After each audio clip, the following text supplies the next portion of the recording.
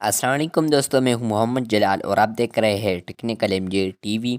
दोस्तों, आज की इस वीडियो में मैं आप लोगों को टेलीग्राम के एक न्यू अपडेट के बारे में बताऊंगा। जी हाँ दोस्तों, टेलीग्राम पर एक न्यू अपडेट आया है। तो चलिए हम यहां पर आप लोग को टेलीग्राम के एक न्यू अपडेट के बारे में बताते हैं। तो यहाँ पर आप लोग देख सकते हैं, यहाँ पर मैं मैसेज पर क्लिक करता हूँ।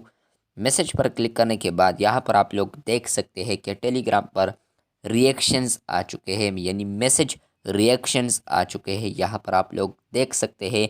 फॉर एग्ज़ाम्पल मैं ये लाइक वाला कर रहा हूँ, तो ये देखें लाइक वाला रिएक्शन हो गया मैसेज पर, और यहाँ पर नीचे ऐड भी हो जाएगा।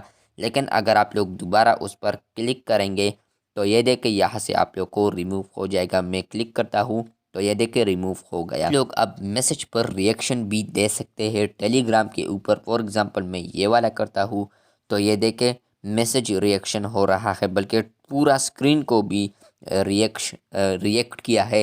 इसके अलावा मैं ये वाला मैसेज करता हूँ, इस पर भी मैं कोई भी रिएक्ट करता हूँ, ये देखें ये वाला करता हूँ, तो बहुत ही खूबसूरत है।